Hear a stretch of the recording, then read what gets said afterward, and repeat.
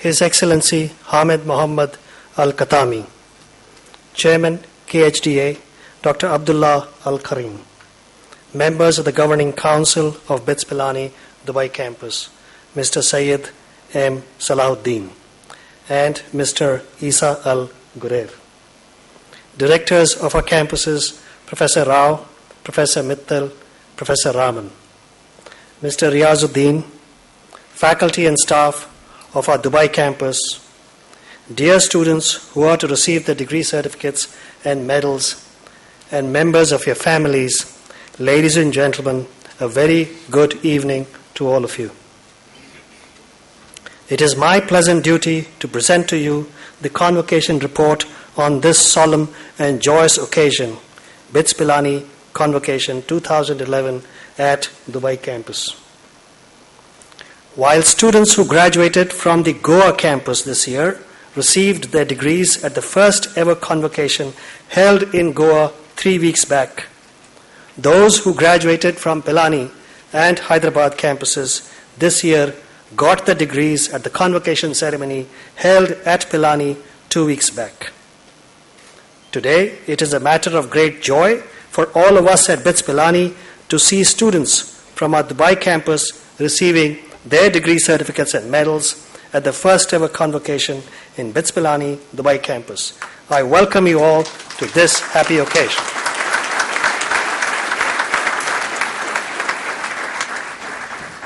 Today, we are honored to have His Excellency Hamid Mohammad Al-Khatami with us at the Convocation 2011 at Dubai campus. On behalf of all my colleagues on this campus and all students graduating today, I would like to thank you, Your Excellency, for graciously and readily accepting our invitation to grace the occasion. Very briefly, His Excellency Hamid Mohammad Al-Khatami is UAE's Minister of Education since 2009, having earlier served as Minister of Health between 2006 to 2009. He is deeply involved with many other assignments, including as Chairman of Board of Federal Government's Human Resources Authority and as Chairman of the Board of Directors of Emirates Transport and Services Department. Your Excellency Hamid Mohammad Al-Khatami, you honor us by being part of this very special occasion.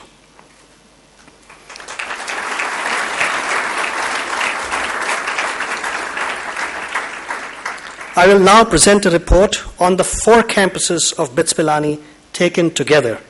The report highlights its activities while bringing out its achievements, its future plans, and the challenges BITS faces going forward.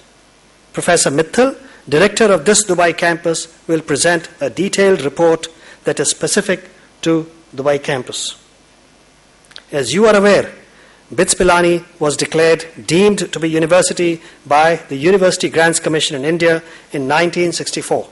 It offers undergraduate, postgraduate, and PhD programs in science, engineering, pharmacy, management, and social sciences to over 10,400 students who reside on its 4 campuses in Pilani, Goa, Hyderabad, and, of course, Dubai. While today, students in the undergraduate programs account for nearly 89% of the entire student body, we expect the sum total share of postgraduate and PhD students to grow from the current 11% to 16% by the year 2015 and to 23% by the year 2020. These numbers reveal partly a recent emphasis on aggressively pursuing a research agenda that aims to grow the number of PhD students from the current figure of 500 to over 1,000 by 2015 and to nearly 1,800 PhD students by the year 2020. I will speak more on this topic later in my presentation. You will be pleased to note that during the academic year 2010-11, over 2,100 students have graduated from BITS Pilani, having completed the graduation requirements in either of the 19 undergraduate or 21 postgraduate programs offered by our 4 campuses. An additional 31 students have graduated this year with a PhD. In the coming years, we expect these numbers to grow significantly. By year 2015, the number of students completing an undergraduate or postgraduate degree is expected to surpass 3,000, and those graduating with a PhD should be close to 100. Needless to say, we expect to see a significant increase in the number of students graduating in the years to follow. While today the number of distinct postgraduate programs we run on our campuses is 21, we are planning to start in the coming years several industry-focused postgraduate programs in areas such as information security, actuarial science, public policy, bioinformatics. These are just a few areas that we believe to have huge potential. We remain convinced that the industry will not simply recruit those who will graduate from these programs, but will indeed fund these programs partly.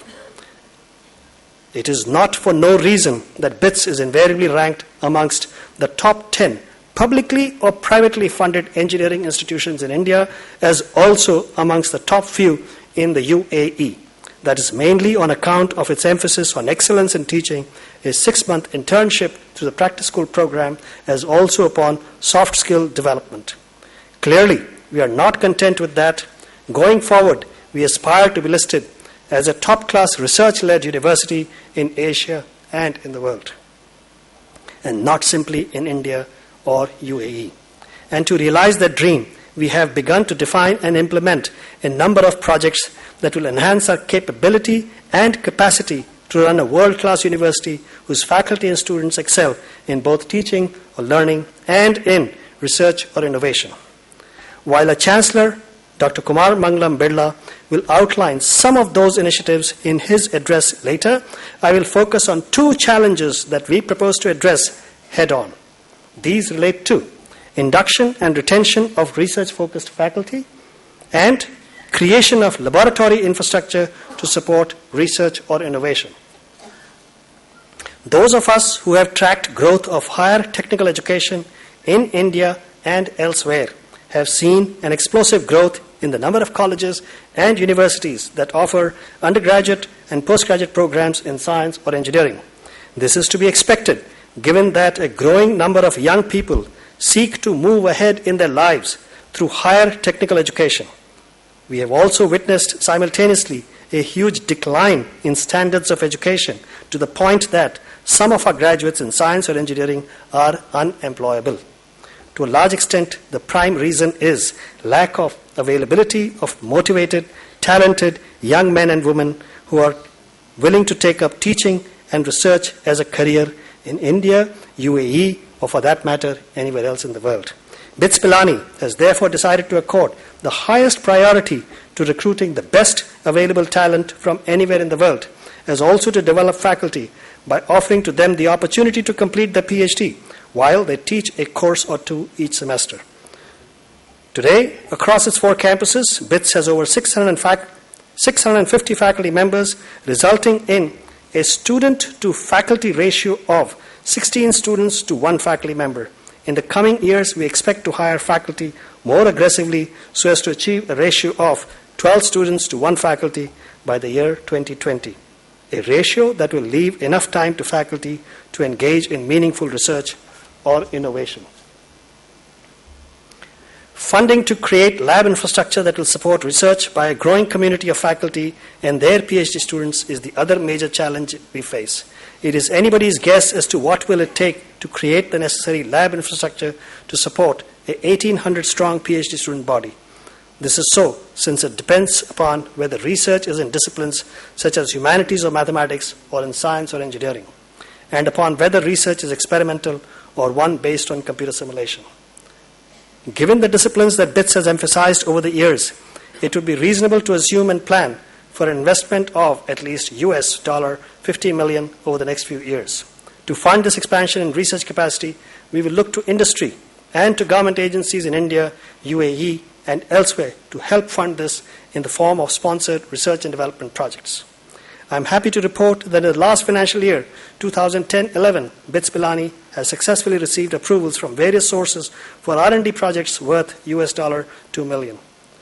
This significant increase over the previous year gives us the confidence to target sponsored R&D projects worth $20 million in the year 2020 2021. The above challenge of sourcing funds to expand capacity is compounded by the fact that we are an independent university that does not receive budgetary or maintenance support from any government, any business, or any family. BITS must rely completely upon itself to generate resources from tuition fees paid by on-campus students.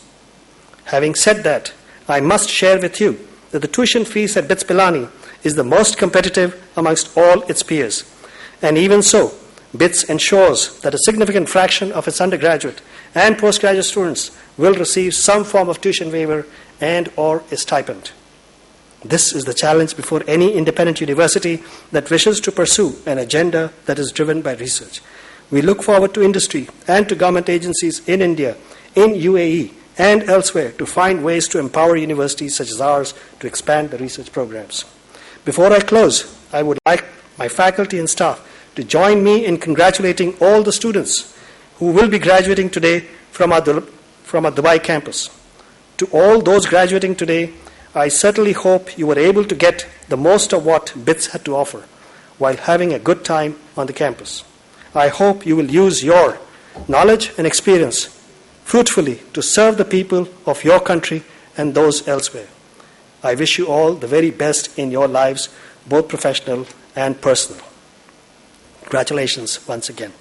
Your